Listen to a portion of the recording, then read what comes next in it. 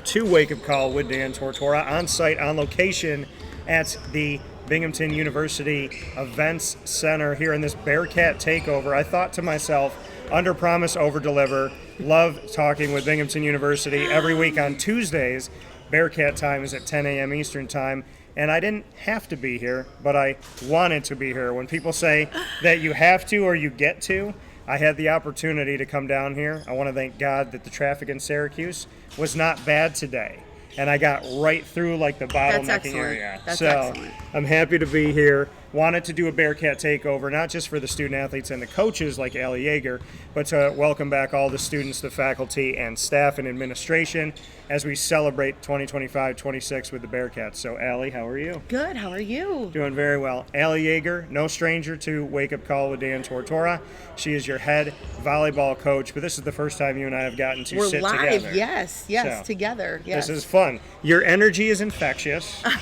Thank you. We spoke off the air about Svet and how her energy is infectious. Yes. I do like something that you said, and I hope you don't mind me saying it or Svet hearing it, but you said, I don't know if I can ever get rid of her, and I don't think you should. I think it's a good problem to have. Right. Yeah. She literally is one of my children. I have two boys at home, and she is like the third child. She always has been. I feel like I'm still getting things sent to my house that are for her, and she's in Germany right now. So I have to be like, what just came to my house for you? So it's a constant relationship, but an absolute wonderful relationship. I think what you should do is like make sure her parents just continue to send those like food packages, right? The care packages. Yes, and to my house. Yes, absolutely. Yeah, and you'd be like, I would send it to you, Svet, but it's perishable. Exactly. So I'm sorry, I'm gonna have to keep it. We got to dig into this now. Yeah. So speaking of digging in, this volleyball team 2025 season, it was very important to me that as we usher in the 2025-26 campaign for all sports here at Binghamton University in the Bearcat Takeover, that we had something with volleyball, because here we are jumping right in. So I know it never ends, but what is it like to fully be into the season? Yeah, I mean, I can't believe how quick it got here. I feel like we were just hosting conference tournament in this building like yesterday. So it got here really quick. It's always exciting. We have lots of new faces this year. I feel like that's all I talk about with all my interviews is new players, new faces. We added 11 new players to this roster. In all my 20 plus years of coaching, I have never in my life had this many newcomers on a team. We have 9 freshmen, 2 transfers that are upperclassmen, and it's also new. And our biggest thing this year is how quickly can we put this thing together. We have really great pieces. We have some really good returners. We have a lot of sophomores who didn't play a huge role last year, but are getting asked to step up to the plate and play a huge role right away, right off the bat. So we're really young, but I mean, the unknown is terrifying, but it's also exciting at the same time. Well, like you said, I mean, and the positive thing about this unknown is, like you said, it's the biggest class that you brought in. So that shows that, Binghamton has that name out there that's positive. You're doing something right. This team is doing something right. I love when I hear Olympic sports are thriving and there is a want to be somewhere. So first and foremost, congratulations. Yeah, thank you. Because I think that's huge for Yeah. volleyball in general, to hear it as a sport. Yeah. And then also to hear it here at Binghamton. Why do you feel like there is such an influx? Is it just your infectious personality, or is it something else? I mean, well, fun fact, let's start off with this. Volleyball, women's volleyball is the #1 most participated sport in America and the #1 growing sport in America. It is completely taking over, and I think it's great. It's great for us. It's great for ratings. We're actually on prime time for the Final Four in our championship game. It's no longer on like ESPNU. It's actually on like CBS and the big time stuff. So volleyball is it's fun. I think it's so exciting to watch. I mean, you can't really take a point off. You're watching, you're into it. Momentum is everything with volleyball, and it can just be so fun. But here at Binghamton, I mean, it's been so much fun the last 3 years, just coming in and creating the culture that I've wanted to build here and bringing in really top athletes. And over the last couple of years, we've had girls that play on their national teams This year, she just came in late, Victoria for us. Our Bulgarian, who is going to be huge for us in the next couple years. She was on the right side for us last year, but she played with the Bulgarian national team over the summer. She just came from World Championships in Indonesia, where they ended up taking 4th place. They actually beat Team USA on their way to that semis game, which is really cool. Yeah, and she played a huge part on that team this summer, so we're excited for her to bring that top level, high level volleyball into our program. And yeah, I mean, it's fun. It's fun. I love going to practice. I love these girls. They are my life. This program is my life. And it's so much fun to see what we've done in the last couple of years. Yeah, and when you and I were talking, you came from the Big East. Yeah. So, I mean, that conference so well known, and then coming into the America East, what can you say about what you took from the Big East and what you have tried to kind of bring in here from that experience, because it is such a well-known, vibrant, I would like to say in all aspects of the word, physical conference. Right, absolutely. You can't underestimate winning. I mean, being in the Big East, it was really tough because you play every year Marquette and Creighton, who have outstanding programs, outstanding coaching. It's tough to break into that top 2 of the Big East. And it was one of the main reasons that I left Seton Hall and to come to Binghamton, was because I refused to go through my entire career without winning a regular season championship.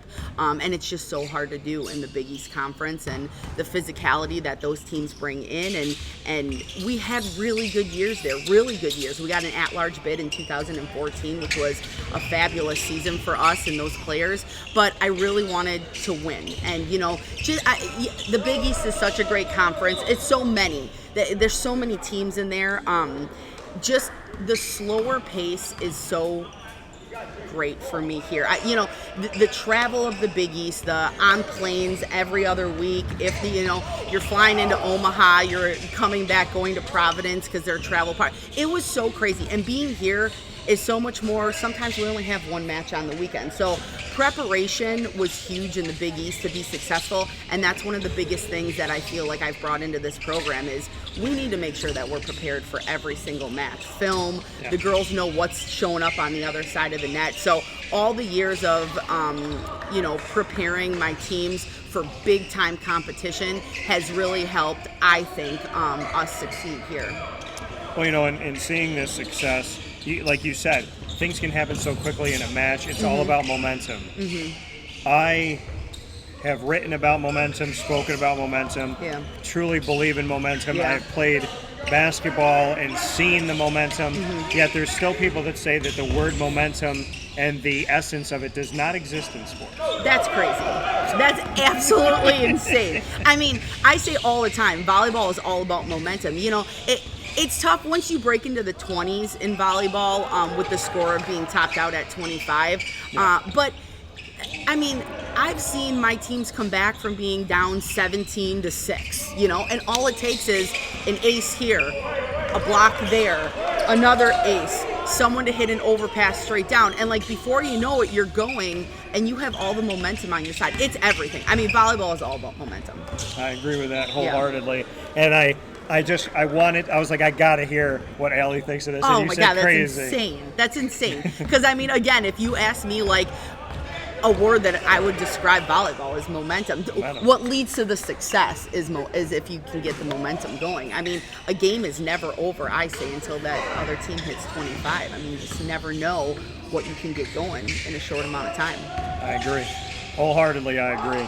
To those crazy people, the flat earthers and the non-momentum people. Give me a call. Let me talk to you about that. 100%. I do have to ask you this because it's something that's on my mind. Yeah. So, volleyball is volleyball. Yeah. But you play on a court, and then there's beach volleyball that's obviously playing with the element of the sand. It is easy for a human being to know that a flat surface versus playing in a surface that's got divots all over the place is going to affect you. But if you go out and you were to play today, would you prefer to go out onto the court and play, or do you want to play on the beach? 400%. Okay. Beach is it's hard. It's a totally different sport in my opinion. Yeah. I mean, it's all about ball control. You really have to train hard. It's a huge transition going from the volleyball court onto the sand court. And all of our players, with the transfer portal and everybody's COVID years that are now, being flushed out finally, but our players do have one extra year of eligibility if they want to play beach. That is granted to them if they want to. And I've had a couple players in my years that have done it and been really, really successful with it. But it is a possibility for them to go and play 1 year. They get 1 year. Is it the other way around, that if you play 4 years of beach, you can play one indoor? I don't think so. So if It's a really good question. So if you play volleyball on a court, D1 college, and you play 4 years of eligibility, you can have a beach fifth. Yes. I didn't know that. Yeah. I love that. Learn something new every day. I know. That's pretty awesome, though. Yeah. Do you think that and like you said, I mean, it's you got to be ready and you have to be physically prepared, but do you think that you can translate? Yeah, for sure, you can. Liberos and setters are usually your best ones, 6 rotation outsides, because you have to have ball control. You can't not be able to pass the ball. There's only 2 of you on the beach court, floor, sand, whatever they call it. But yeah, there's only 2 of you, so you have a lot of space to take up with only 2 players. So your control has to be crazy. So like my best players that have gone and played beach are my liberos for the most part, who have always just had really good ball control, good platform. It's tough though. It's really hard. And a lot of girls, like when you're in the recruiting process, especially if you reach out to girls from California, they're like, I just want to play beach. I'm not interested in indoor. So some of them are dedicated to beach their whole life. Some like to just play it in the summers and then maybe do it after college, but it's hard. It's a really hard sport to play. It's totally different. Well, and when you're coaching this sport, and you've coached it for so long, and obviously love playing it and coaching it, what can you say about kind of the footprint that you want Binghamton to have? Because you will go overseas, you will look for those players. Is this, I mean, do you feel like in order to be a good coach or a great coach in volleyball that you have to be worldly and you have to be willing to go anywhere? Or are there certain nooks and crannies that you like to go back to? We're very lucky, I feel. My administration allows us to go over and spend the money and find the players, and we've been successful with them. It's one thing to go and then you're not successful. You have a whole team of international players, but you're not successful or they're not good enough. Yeah. But we've been crazy successful. We have great contacts, that we build our relationships with, that we really like working with. And I like the international. I like a 50-50 split on the team. I like half of them to be our international players. They're a different breed, the international kids are. They're very volley-centric. Volleyball is life for them, like 100% life. And that's how it is for me too. I love players that are a lot similar to me. One of the reasons me and Svet always got along so well is I felt like our personalities were just so close. But I love going the international route, and getting an American education for all the international players is such a big deal for them and their families, So the thing with the international players is you got to break them from convincing them that they want to go professional right away. Yeah. They want to sign professional contracts instead of coming over here and getting an education and playing in college. But I'm always like, let me prepare you for that. Let me, look at Svet, for example. She wanted to play professionally. If she would have just gone professional straight out of high school, she wouldn't be nearly where she is right now. So, and it's such a fun experience. I mean, who doesn't want to experience college and college life? And, you have a chance to win conference championships and be an all-region kid, be a player of the year, be an All-American like Svet was for 3 years. That's a fun experience rather than just going and playing professionally, and who knows how long that's going to last. It's not going to pay the bills for the rest of your life. And so that's always the challenge with the international players, is I get them to get a little interested and then really getting them to break over that line of, okay, yeah, I want to come and get an education instead of playing professionally. Well, and I think, and I go back to this all the time, and I tell people that are in college, I was like, listen, there's only one time in your life you're going to open the door and everybody in this bubble, in this earth, is around the same age as you, right, experiencing similar things Absolutely. as you. So it's just a unique thing that prepares you, in my opinion, for life. Yeah. So being here at Binghamton, I think they're blessed to have you because you are so passionate. Thank you. And you have so much fun, and you're someone who works really hard, but you have a good time with the girls on the team. Yeah. So for you in these 3 years, what has Binghamton brought you, and how can you just kind of reflect on what it means to you to be here personally, to be at this school? Yeah, I mean, so I was here back in 2005 and 6. It was my first job. I think we've talked about this before. Yeah. It's my first job out of college. You did the full circle thing. I did, yes. And so I've seen the Binghamton world at a very young age. And then I was in the Big East and had successful seasons there. And then everything in my being said this was where I had to be. This is the right spot. And after being here for 3 years now, I was 100% right. And I can't always say that about myself, like ever, actually. But I was. This is exactly where I'm meant to be right now in my life. I can feel it with everything that I have. It was a no-brainer. My administration is wonderful. I could not have done what I've done in the last 3 years without my administration being so supportive. And not a lot of schools have the support that they want to put aside for volleyball specifically, because a lot of schools have football and basketballs are, a main sport for them as well. But my administration, the community here has been so overwhelmingly amazing. I mean, I feel like I walk into restaurants and people are like, "Are you the volleyball coach?" I'm like, "I am." Like they know who we are, which is what I wanted. I want this community to be interested in volleyball and to bring their kids and to bring their girls, and I want my girls to be role models for this community and for future players coming up. I love it here. Like I said, I'm so close with all the coaches in this department too. Everybody's so supportive of each other, and I wouldn't want to be anyplace else right now. I love it. Appreciate the energy. We're here from the Event Center with Allie Yaeger, the head volleyball coach here at Binghamton University, in our Bearcat Takeover, as Wake Up Call got on the road to be here with you to usher in the 2025-26 campaign and welcome you all back to campus here inside of the Travel Great Lakes Honda City Studios. It's time for rapid fire. Okay. Oh my gosh. You get to ask me the first question. Let's see. What's your favorite ice cream? What's go-to for you?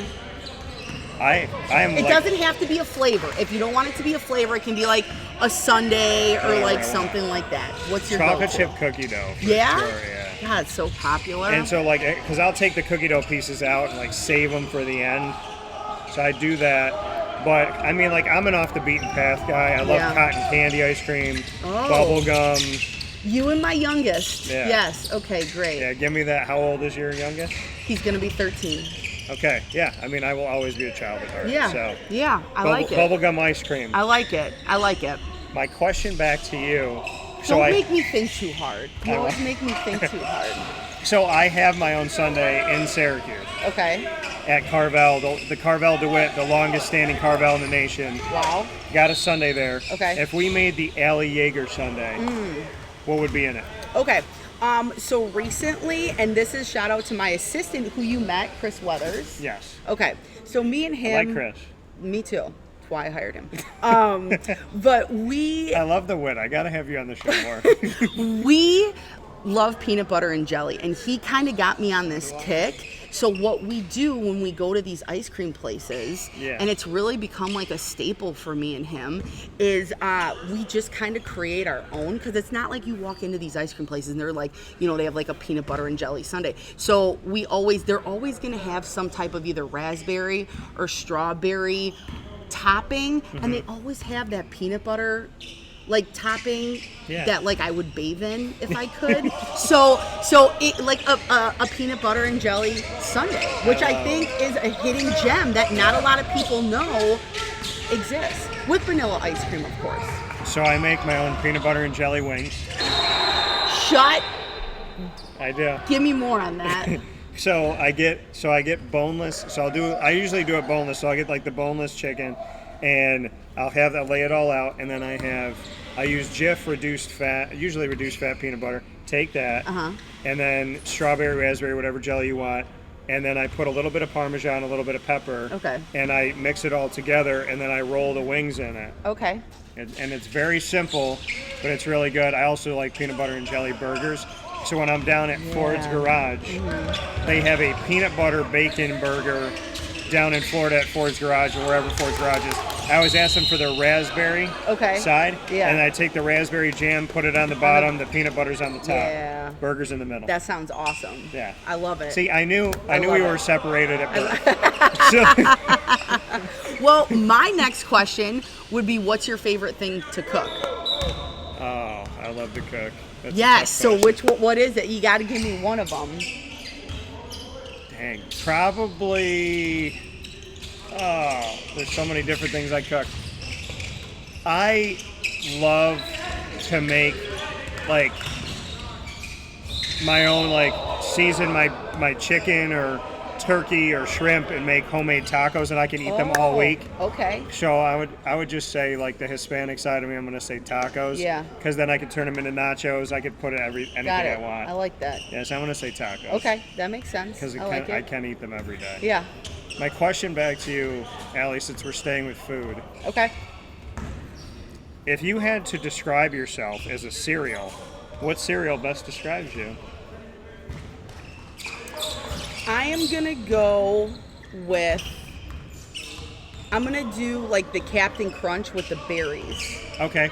Because you get best of both worlds. It can be real serious and straight at you with just the Captain Crunch, but then the berries add a little bit of spice in there, you know, where you can have a little more of a personality. But like with my job, it's like there's a time that I got to be serious with the girls, you know what I mean? But then there's a time where I love talking to them, and I love my relationships and talking to them coming from class and just asking goofy stuff with them. So that's what I would say. So you either get the captain in a serious conversation, yes, or you get the berries for fun. On both worlds, yes. All right, Captain Crunch berries. I like it. All right, well, let's stick on food. All right, you got one and more. And let's go with, I'm not a huge chain restaurant person, but okay, and not like fast food. Like let's like a sit down. Okay. What is your favorite chain restaurant if you could only eat at one for the rest of your life? Texas Roadhouse. Really? Yeah. That actually doesn't surprise me. I feel like a lot of people might say that. Texas Roadhouse, because of the sweet bread and the honey butter. Yeah. You will not see me genuinely ever eat butter, use butter, but if I go to Texas Roadhouse, you can eat your weight in that bread. I will bathe in that. I will bathe in that. So, and there's one right across the street from Binghamton's campus. There is. So I'd be there in a heartbeat. Yeah. My question back to you, we're going to stick with food. Okay. I like it. So, you are on death row. Okay. I'm going to break you out, don't worry. Okay. I appreciate that. So as I am breaking through the wall, and using my connections to get you out of this prison. What's your last meal? And you can make it as many things as you want. Oh my God. This is so hard because I love how the camera zoomed in on me when I said I'd break you out of jail. It was like, let's get an ID on that face. Oh my God, this is so hard. This is so hard. So, I would say, okay, for some people, they'd be like, this is gross. But for me, like, I love it, and I don't get it that much. I lived in Ohio. It's where I went to school, college. And have you ever heard of Skyline Chili? It's Cincinnati spaghetti. Not Cincinnati spaghetti. But it's called Skyline Chili. They also have like a gold the place star. Is called Skyline Chili? Yeah. Oh, okay. No. And I mean, like, I love my own cooking like so much. However, I mean, they have, so it's called Cincinnati Chili style, and so it's like spaghetti noodles on the bottom. Then they have their own recipe. Hang with me. They put like cinnamon and a little bit of chocolate in it. Don't knock it till you try it. I'm not. Okay. I put cinnamon in a pot roast before, and my parents will never let me live it down. Okay. Did you like it? I don't think anything's set long enough. Okay. But I feel like if I had planned it out better, it would have been better. Okay. So it's spaghetti noodles like piled high. Then they put their Cincinnati chili on top, and then they take their own like shredded cheese and they put it on top. You got to look it up. It's like huge, and it just is a very specific taste. And everybody in Ohio, either they hate it or they absolutely love it. You'll never find somebody who's like, nah, about it. And I don't get it that much. And I used to get it all the time in college, and now I'm like, oh. And they also have conies too, where you can get, like, they're really small, and they're a hot dog, and they do the same thing. And then you get, like, the chili and the cheese on top. One Chocolate of my favorite and things. cinnamon. All right, I like it. You got to try it next time. Skyline chili. If you're ever in the Cincinnati area or Ohio, they have them all over Ohio. Well, I have been to Cincinnati.